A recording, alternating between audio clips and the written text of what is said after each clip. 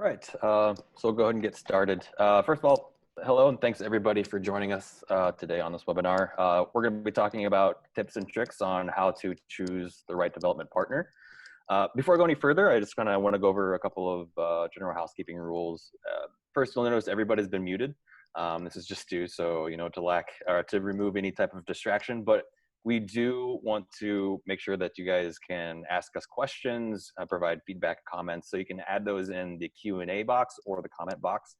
We have a couple people that are looking those over now, so they're able to make sure that we get those questions as well, and we'll make sure that we can answer as many as possible towards the end. Secondly, we're going to be sending out the recording of this webinar, also the deck, along with some suggested readings as well after this, so be on the lookout for that in your inbox shortly later on today. So again, thanks everybody. My name is Ty Bartholomew. I'm the Director of Account Services here at Fjorge, based in Chicago, and I'm going to be your host today. I'm joined by John Geletka, founder and CEO of Geletka Plus. Geletka Plus is a creative design and branding digital marketing agency, also based out of Chicago. They work with some great brands from Aspen Dental, Milkademia, and Redbox. John's actually worked with Fjorge before on several projects, as well as other firms. And he's also built an entire development teams, yes, plural, he's done multiple. So he brings a very unique perspective and very unique experiences to this webinar that I'm sure you'll all enjoy. And last and certainly not least, I'm also joined by Joe Barsness. Joe is our Director of Business Development at Fjorge. And Fjorge is a full service custom software development firm with end-to-end solutions. We work from everything from solution architecture to UX design to the development, all the way to the end of managed services and hosting for that full end-to-end solution. Joe's been with Fjorge since the very beginning. He's been working with marketing teams across the nation, so he brings a very unique perspective as well. So, with the housekeeping introductions out of the way, I'm going to go ahead and get into this and go into our first topic. And John, I'm going to go ahead and toss this one over to you, actually, and talk about, the losing business because of the lack of experience in a specific language environment in CMS. Yeah, I would start by the short answer is yes, in a lot of cases, right? Like in development firms, in kind of being in this space for a long time have evolved over time, right? So as agencies have kind of come into having their own development practices, to partnering, to coming back in and out. So there's different stages in different contexts, right? But a lot of times when you go into a larger client, they have an existing stack in place. They may be an AEM shop, they may be a Microsoft shop, they may be something else, a pure open source shop. And it's really hard to keep a development team on staff. Let's say you've got a staff of 10, 15, 30 developers, right? And keep them up to date across all platforms. And truly have expertise, because it takes a level of investment or care and feeding, right? So we in short have, but luckily, right, we've over the years we've learned as an agency partner to diversify our partner mix, right, and have a solid core of experts across the states and across the globe, right, to solve different problems. So we've become, on the agency side, better partners as a result of losing business, if you will, in the space. Right. Yeah. So I think, as John, it's interesting that, different groups have different experiences and expertise and languages and those sorts of things. It's, as a team taking on that work, you're going to be more efficient for a client if you do have that expertise. And if you don't, are you willing to take a hit in learning that technology in advance of a particular project?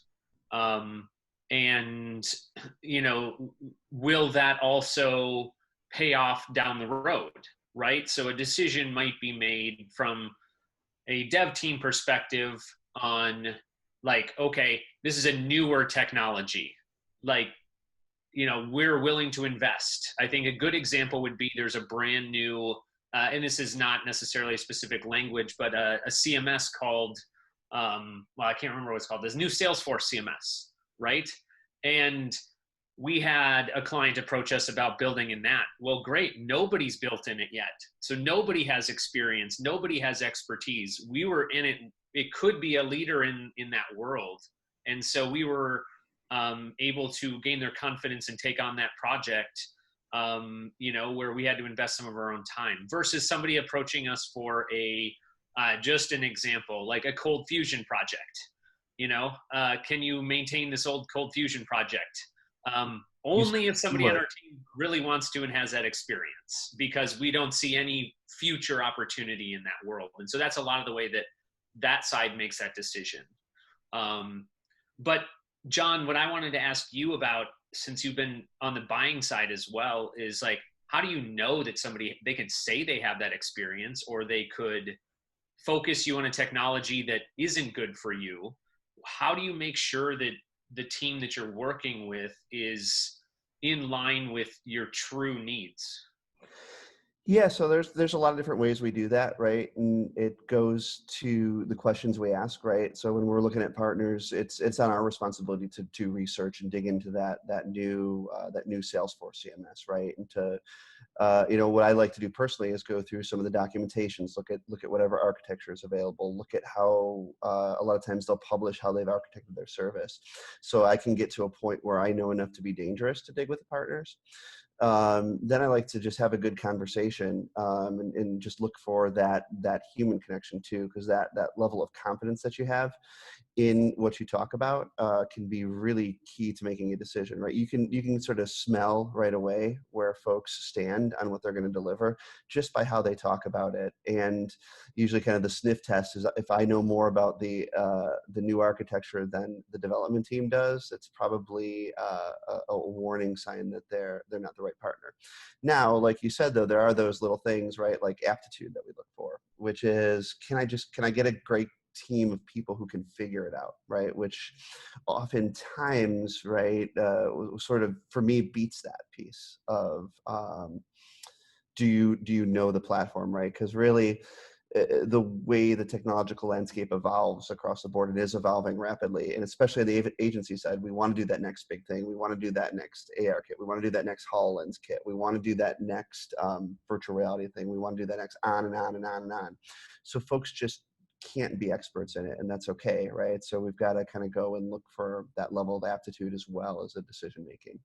And then obviously, right, like references make a great thing, right? So you've gone through the check of, do they know what I know? Do they have the aptitude to kind of get there? And then, do people love working with these folks? You do those three things, right? You're going to be in a much better place in the dev partner decision. Cool. Yeah. And how do you, I guess, you said like team that can get it done, like I think the way that I think about that is we get approached, hey, we're going to build this thing and it's going to be in X technology, but it also needs to connect to P, Q, L, M, A, B, and C. And how can anybody be good at all of those things, right? And so that's probably where that comes in. Are they good at the core technology, and can they adapt to working outside of that core technology as well, correct? Is that kind of what you're getting at?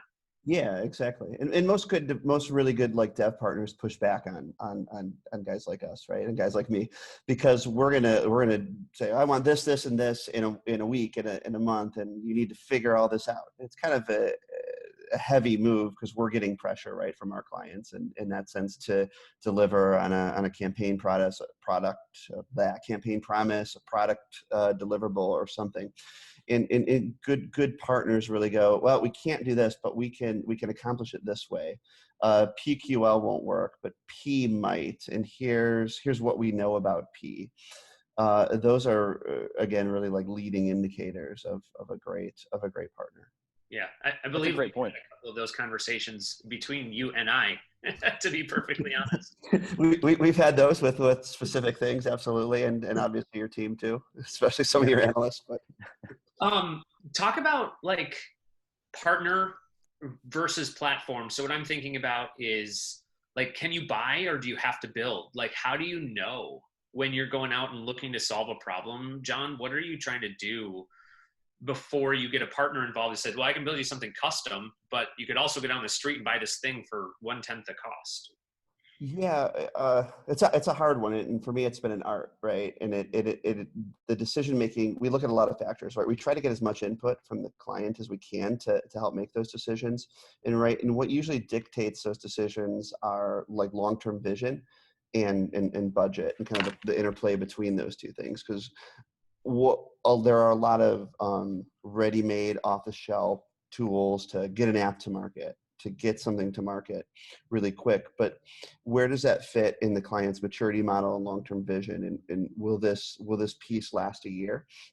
And we try to understand like how much runway is there, and then how much cost is it for this piece plus licensing plus training plus move out versus a custom piece, which may be 30% more in the upfront, but may save 70 to 80% plus in the long run. So we try to look at a variety of factors and make an educated business decision. It's never perfect, right? But there are so many advantages, and I tend to lean heavily towards the custom development side, right? Because I the work that I want to do as an agency is newer, right? And there aren't off-the-shelf solutions, and off-the-shelf solutions, right, are also things that have done redundantly. We don't want to do. We don't want to rebuild another CMS. We don't want to rebuild another, web page thing. We want to solve a new business problem. Yeah, that's kind of the same way, like from the other side, as somebody approaches us and says like, hey, I have this idea, I mean, as a crazy example, I have this idea, let's make this book of faces and people can log on and contact each other and be like, that already exists, right? Like, I can't sell you something that you can go buy or use for free or has a major competitor to you, right? Like, so doing that simple double check, even from our end, because as we go along in the discovery process and all those sorts of things, we've recommended that people purchase something based on what we've learned, right? Or integrating it or expanding on what's there, just trying to find that best solution. So yeah, that kind of jives. I mean, it's good to know what upfront work you do and think about before you get there. And that's a great point, Joe. And I think it leads very well into kind of like the next topic, is why partner with an outside firm? What are those capabilities and the capacity and kind of the pitfalls to kind of look out for? Yeah, I mean, I can jump in on this one, right? So building a dev team or buying a dev team, right, are things that agencies often do. And it can be like, well, let's take buying a dev team, for example. You're going to buy a team of, let's say, 10 developers that work together.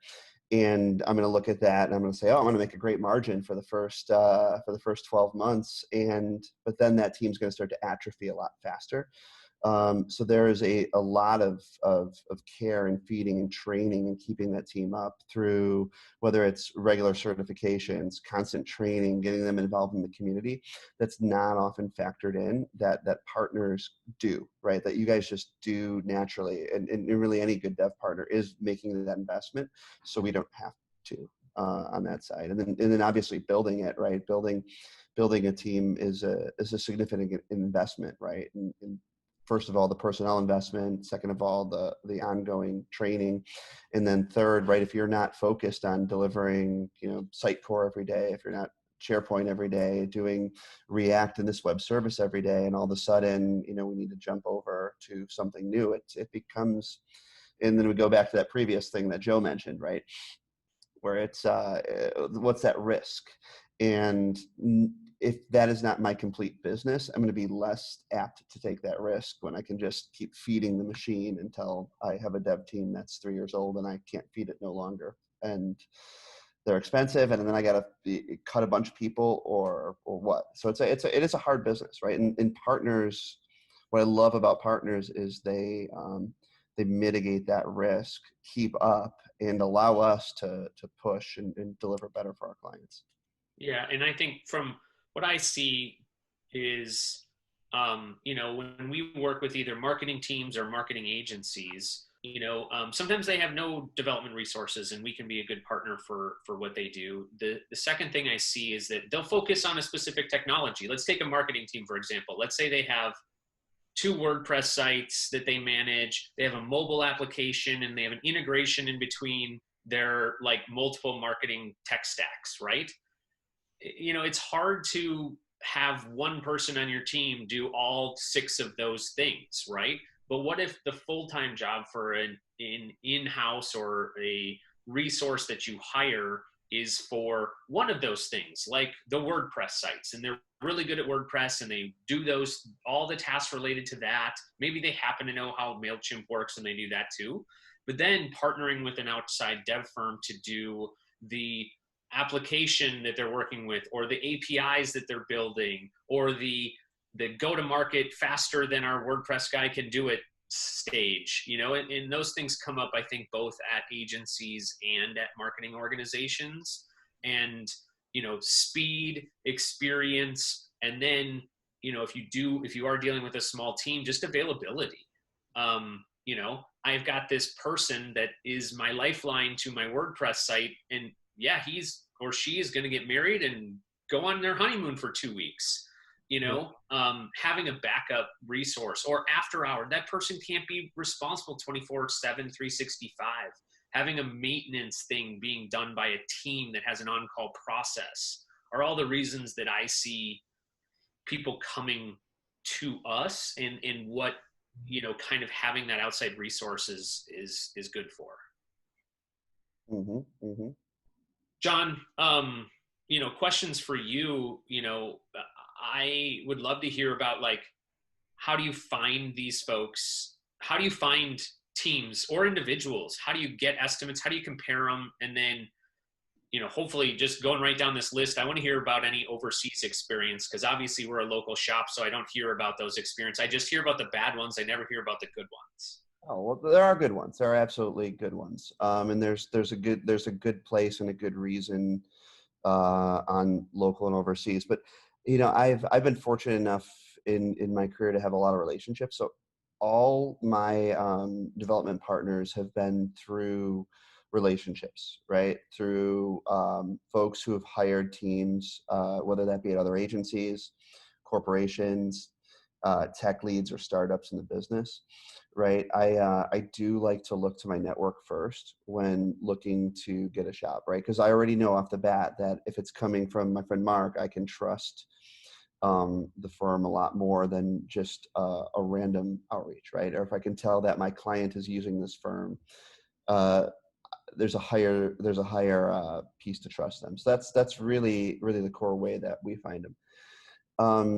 Let me jump to the second question, right? Which is and we're jumping around here, but the onshore versus offshore, right? And there's great places for both. So I've had bad experiences with both and great experience with both. And really the difference that I'm seeing these days, right, with overseas shops, is they still require an extra level of management and oversight that a lot of folks don't account for, right? So they'll be good developers, they'll deliver good code if you hire the right firm, they'll have, you know, the modern processes in place, such as test-driven development and great QA and a great DevOps, and they won't deliver as much spaghetti code as they used to. But the onus is still on you as the agency partner or the client. So and all that savings you're getting on the hourly rate, you're putting that into extra communication, extra project management, extra calls, extra checks, so you understand what's going on. So that can be very cumbersome. And I still say this, right? Like your offshore team is as good as your onshore contact. And if you've got a great onshore contact, you're going to get great results. If you don't, I've had very little success that way. And, you know, with having a local team, right, you do pay a little bit more, but you get access to, you know, a lot more, what we found, sophisticated development, more sophisticated operations, a more rigor and consistent level of communications, and just a much better working experience.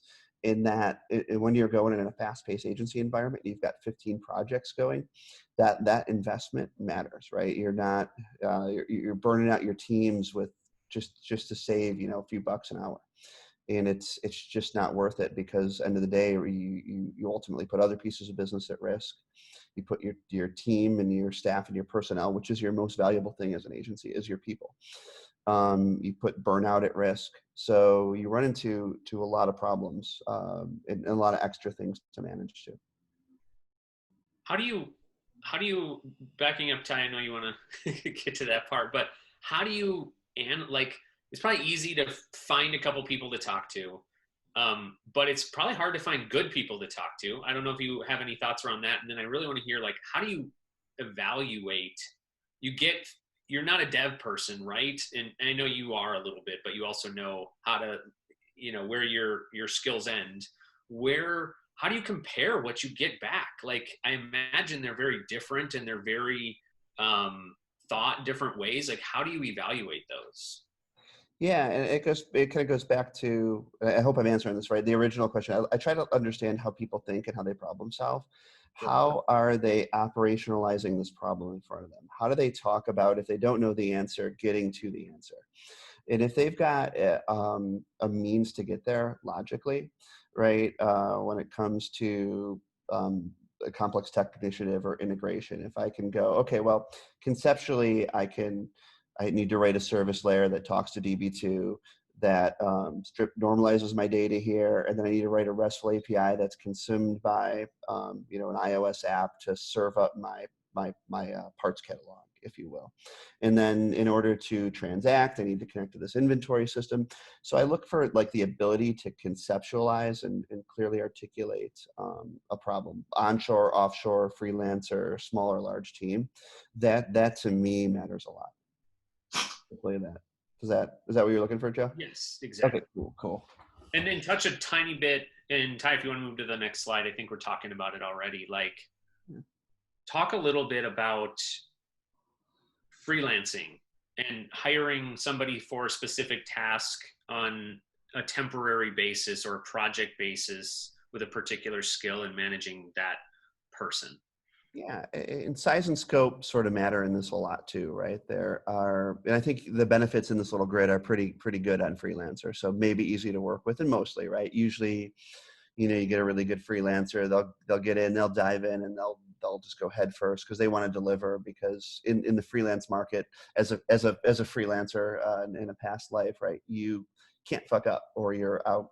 Excuse my language, guys. You can't screw up, or you are completely. It's going to be really. It gets harder and harder and harder for you to get a job, and especially in Chicago, it's everybody talks to each other, and it's a small market. So you get a lot of value out of a freelancer, but you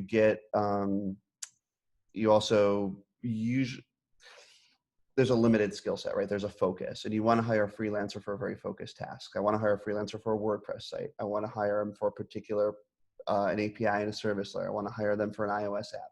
I want to keep them managed and contained accordingly, and then it's great. And if I don't do that, if I throw the world at the freelancer, a lot of people, because of that mindset, because that hustle, get it done mindset, will overextend themselves, work all night. Deliveries can be pushed across the board. So there's that piece, right, with a freelancer. Got it. Cool. Yeah. How important is, and I know this can go many different ways with like what full service means, right? Like, how important is it that when you're purchasing something as an agency or a marketer, that like, hey, we need these 4 things, and we need these 4 external teams to all work together to deliver this product, versus one team that can kind of do all 4 of those things that you're outsourcing to? Have you, I mean, obviously the difference is, they each have their own specialty, right? And they're probably really good at that, versus somebody who says they can do it all, and they probably can, but one of them is going to be a weak link, but yet you only have to deal with one person, or one group, excuse me. Talk about any experiences you've had there. Yeah, it kind of goes back to the last discussion, right? Like, so when I'll take the 10% weakness, if you will, in a particular area, for the ease of working to get this out of the way, because it's not my entire business as an agency partner. I've got, lines of business that are focused on creative, branding, messaging, and tech, and then this component across the board. I do like, when a good partner is honest and open about that weakness and says, hey, we've only got one person who does React, and we've got 50% of their time, but we're going to staff it this way so that you're protected across the board and take on the risk. That to me is awesome. Like, I will take that conversation and a few extra bucks, and ease of work to get this. It's not to get it out of the way too, right? Like, don't take me saying get this out of the way as pushing it aside or not caring about the project. It just means, we need to focus on the things that matter, that we're committed to the clients for, in addition to the technology deliverable, which is this on brand? Are the metrics, all the surrounding pieces that go? Is this going to launch correctly?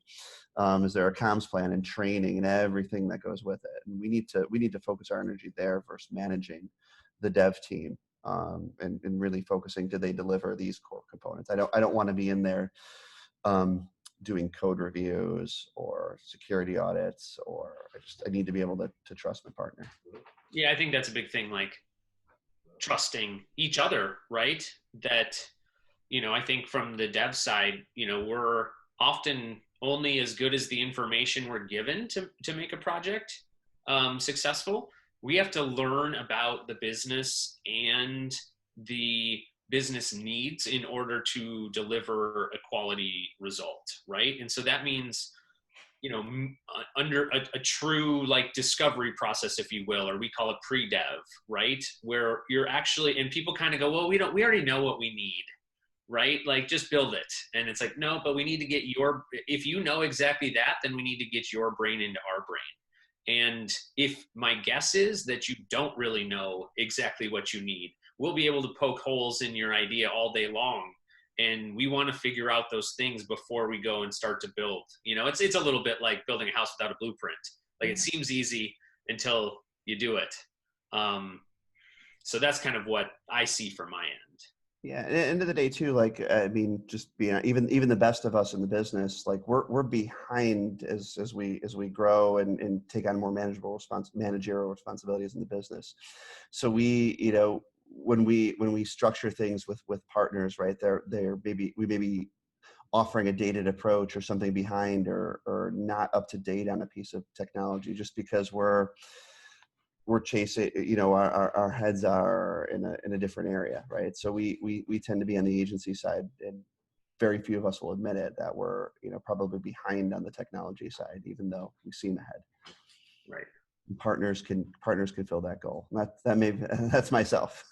So speaking. So I think that's a good kind of segue into the next part. And John, I'm going to let you lead this one, right? And that's really we talked about kind of, looking for the right development partner, kind of some tips and some ideas, but also, talk about, like, what if you built it yourself? What's the good, what's the bad, the ugly, what's maybe the great that can come out of it? Yeah. I mean, so the build it yourself, right? That's a hard one, because a lot of folks get in and they don't, understand what it really takes to build it and maintain it, right? Building it's kind of easy, right? You can go and you can hire talented people. And I was harp heavily on the building it. Okay, you can build a dev team pretty quick. You can hire some competent developers. Can you then get them to work together in a cohesive process? That's hard, right? Can you get them the mechanism to keep up to date? That's hard. Can we build a proper, intake mechanism, bug tracking, Jira, things like Confluence for managing notes and consistent communications? That's where the hard part of build it yourself is. And there's folks that are really, really good at it, and a lot of my peers are really good at it, but a lot of us aren't, and a lot of us don't or take for granted the amount of work it takes building any company, let alone a technology company or a development company that partners, right? So that middle layer of building, and I still consider it a building part, the maintenance portion is, I think, the hardest part. And then obviously the growing it, because we fall victim to the feed the machine mentality. Now, if you do that though, it can be insanely rewarding, right? So that's kind of the middle hard maintenance side. But the rewarding side is I can bring products to market really fast. I can go to clients and have a really comprehensive offering that meets a modern marketer's needs, right? I need to go into a client to service them as a digital AOR, and I need to have a broad range of skills that range from social technology to digital strategy to product development to technology. And this can, like, having that all in-house as an agency working together kind of goes back to, even if it's not perfect, even if there's some weakness, can be a very compelling offering, and clients will make decisions on us the same way, and they'll go, okay, well, they're not that great on the tech side, but they've got it in-house. They've got enough to deliver 90%, and we'll trust them to figure it out based on their thinking. So we kind of have that same thing. And that can help us scale, win business, keep business, secure clients, deliver work that wins us awards. There's a lot of really, really great stuff that goes with that. Yeah, I would echo pretty much what John said. From, whether you're an organization or an agency, the build it yourself is always, understand what it's truly going to take and trust the people that are telling you that. Because, a lot of development projects take a lot longer than anybody thinks that they will, in terms of timeline, budget, resources, people, whatever it might be. And then I also think that, what John said, like, make sure you understand what it's going to take to keep this thing running once it's built. If you ignore that question, you'll be in for a surprise at the end of the day. So that's why, as an example, like, as I'm, talking to folks about their projects, there's also this, don't forget about post-launch. Even if you didn't ask me about it, I'm going to tell you about what that looks like, because this is not something that these properties, websites, applications are not something that you can just set and forget. They need to be maintained. They need to be updated. They get used and abused and all sorts of different things. There's people, hackers trying to get in. There's, people using it the wrong way. There's bugs. There's new code that gets introduced for security purposes. All of those things you got to have in the back of your mind is something that you need to proactively take care of. And you also have to think about doing that ongoing internally as well, not just building it. So that's something to think about.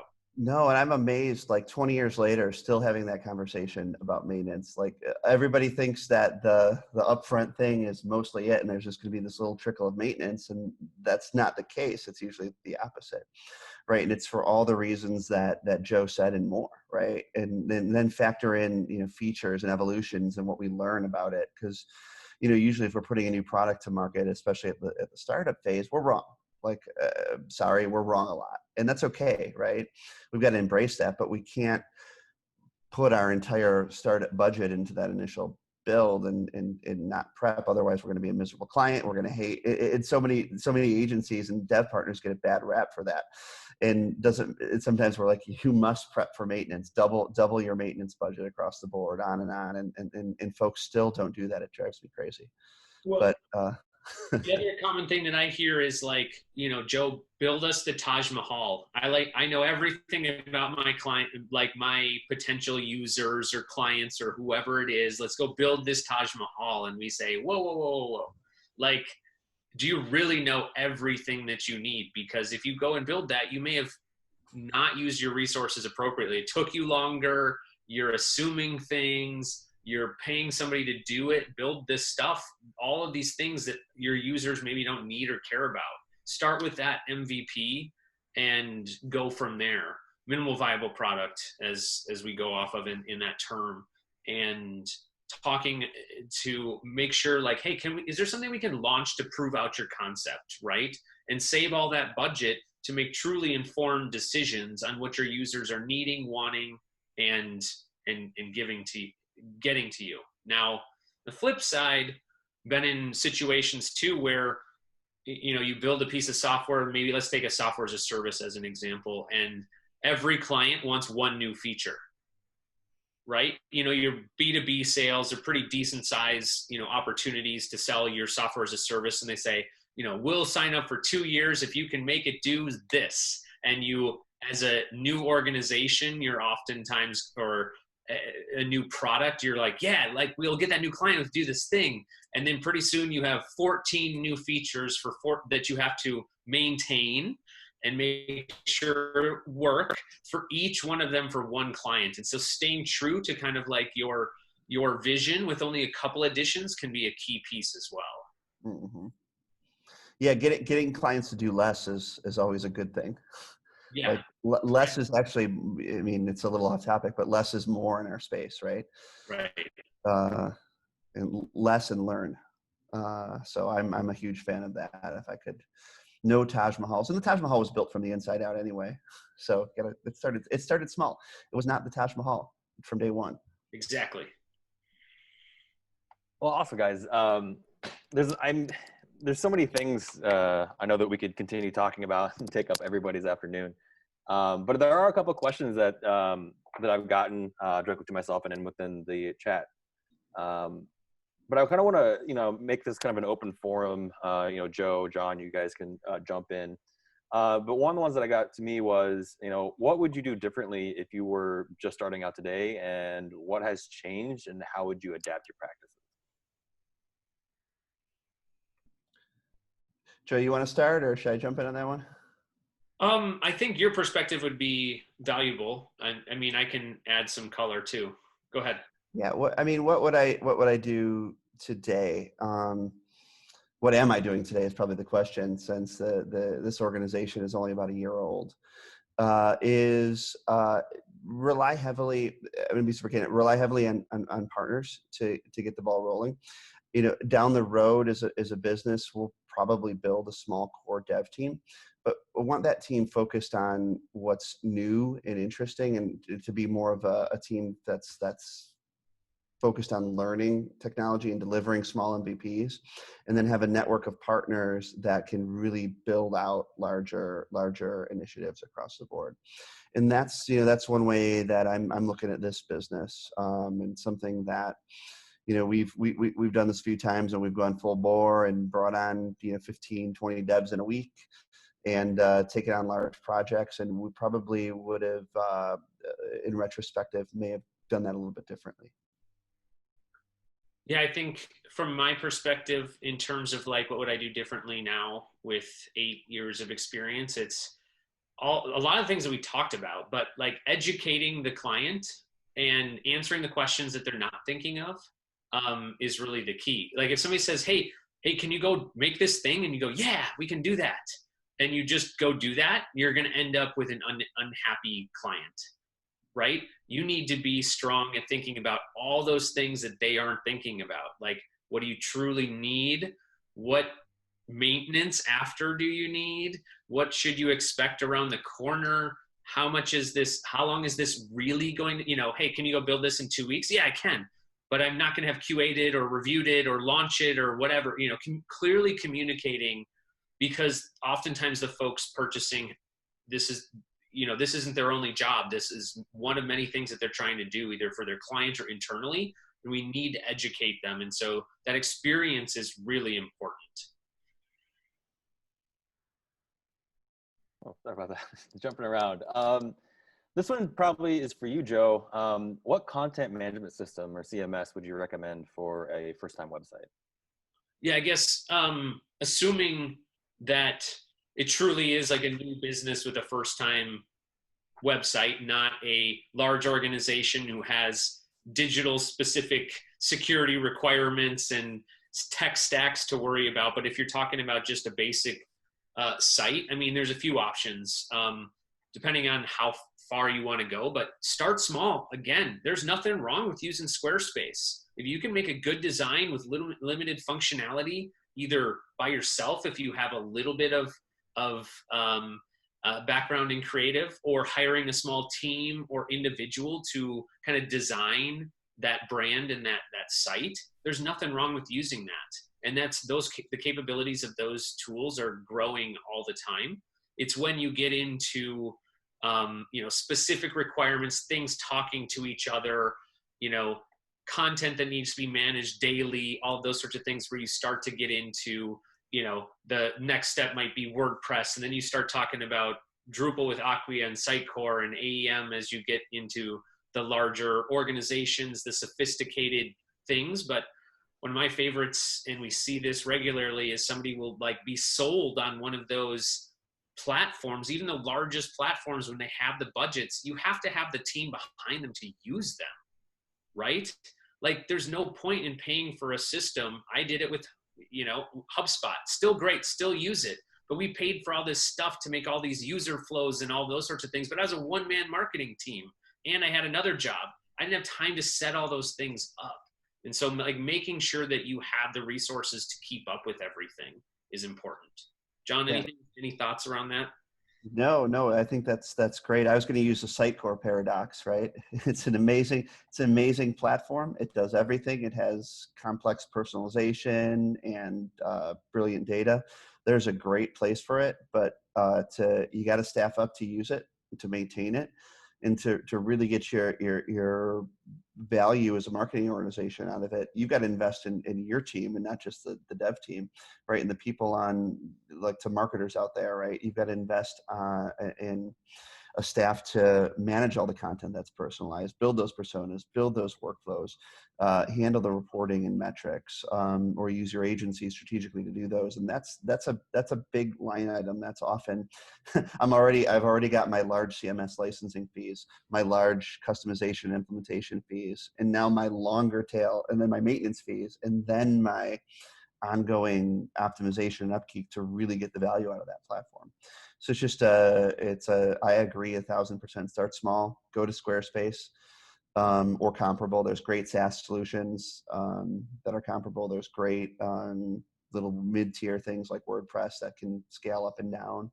So there's a lot of great places to start, but ask a lot of questions before you make that final decision. Another good question, and it's kind of a two-part, and I want to give you guys both enough time to answer this one. But Joe, if you want to answer the first one, and then John the second, or vice versa. But the question is, what is a development process, and what sort of process should we look for when seeking a new development partner? Yeah, I guess to answer the first part, and I think it'll be a good segue to John answering the second part. A development process is number one, having one is important, not just assuming that, hey, yeah, well, we'll figure it out, right? And then making sure that you don't get talked into not doing a step, right? Well, we don't need to do QA. You guys write perfect code. Not a good assumption. And so, a development process would be just the steps, and now as we're larger, different people that do those different steps along the way. So just to give a quick example to get on to the important part is we might do what we call a storyboarding session, right? To understand the true, get everybody organized, understanding truly what we're going to accomplish. Then a discovery process, right? To look at what needs to connect to what. Do we have all the tools in the tool shed that we need to do these things? And then looking into the UX and design, whether that's internally or externally, kind of utilizing specialists in that area. And then you typically have your plan that you go and do your dev, your QA, your launch, and then finally kind of that ongoing maintaining of a property. So that's an example of a process.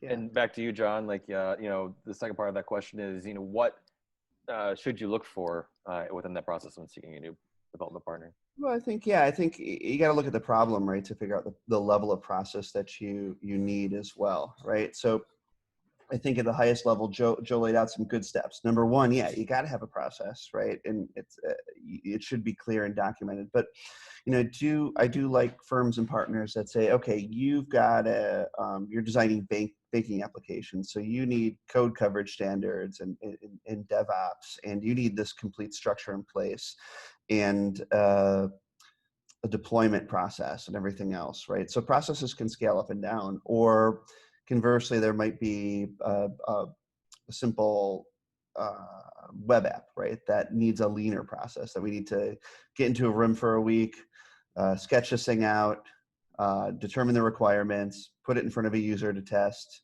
refine those requirements, and then get to a place that's ready to get in front and build some stories from, get it into a sprint cycle across the board, right? And I try to be, process agnostic, right? And I look at, like, what's the right process to solve this problem? I don't need to do bank level security on a marketing website. I don't need to do it on a startup app.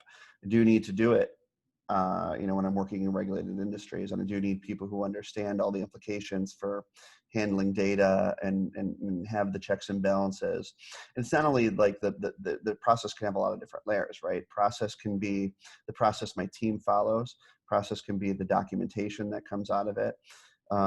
Process can be, the little sub processes or the design pieces. So it kind of scales up and down, and what's the right mix of process to solve the problem is what's important. So I know we're running up here on a minute of time, but before we, go ahead and sign off, I want to take the time to allow, Joe or John, if you have any, parting pieces of wisdom or anything, feel free to share. Parting wisdom. Parting wisdom is for different audiences, right?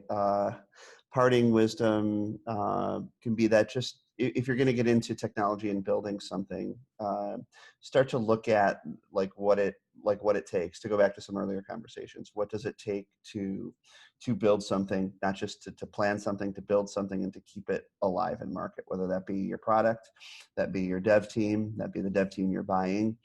Try to horizon that out over a 3-year period and get as far as you can conceptually before you make decisions. Work with your partners, hire partners that challenge you and kind of keep you in your place, if you will, and push back. Don't partner with yes men or yes women, right? So partner with folks who be like, John, stop here. You just need to get this to market. This is solving the client problem, and let's go back together and talk about it. So those are kind of a couple things to look for that would be parting wisdom, if you will. I think in addition, the only thing I would add is ask as many questions as you possibly can before you begin the process. Do not assume anything.